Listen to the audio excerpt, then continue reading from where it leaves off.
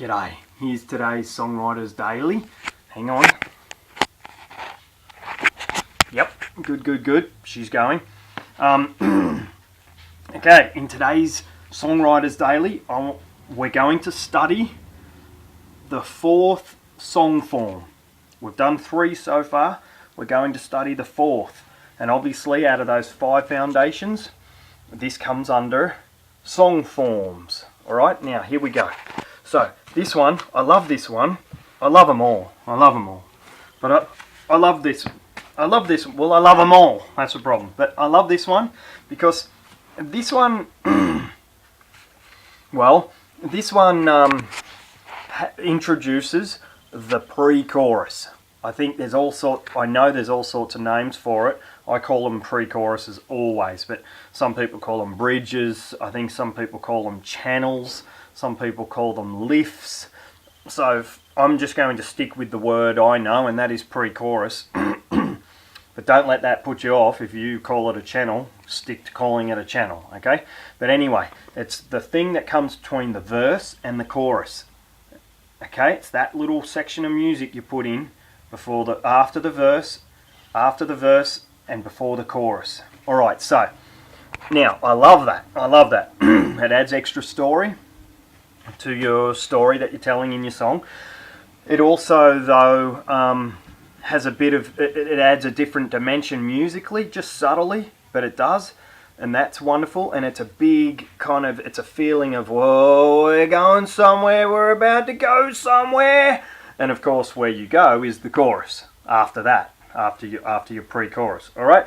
Now, the other interesting thing about this form, the one we're studying today, is that it has no middle 8. Okay, it's got no middle 8. So I'm going to write it down now. It's as simple as this, and then there's one other thing I want to say about it that's just super duper. I absolutely love this thing I want to say about it. But first, let me just write the form down, how you would typically have this form going. This is it. All right. Down to the paper. You'd go verse 1, then you'd go pre-chorus. I'll just call it a pre, okay? Then you'd have chorus. Oops, now that looks like it's pre-chorus. Like this. Oh, jeez. Okay, verse 1, pre-chorus, chorus.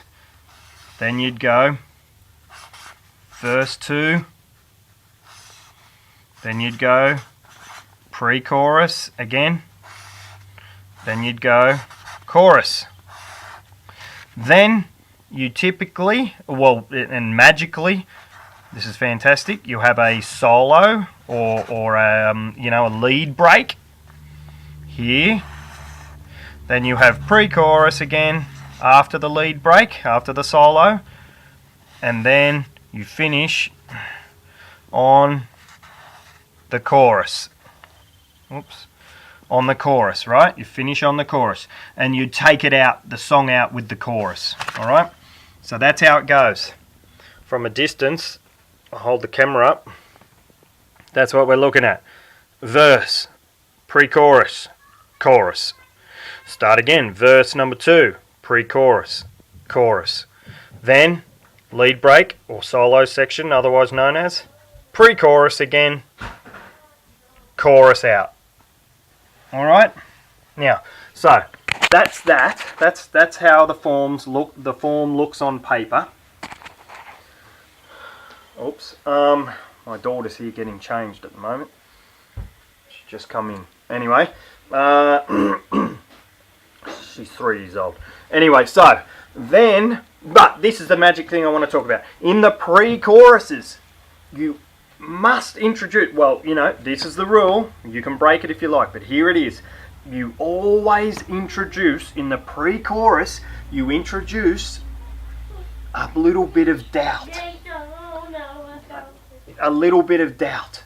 And you do that by using the word but, or, I've got it written down here, sorry, I've just forgotten what I'm looking at there.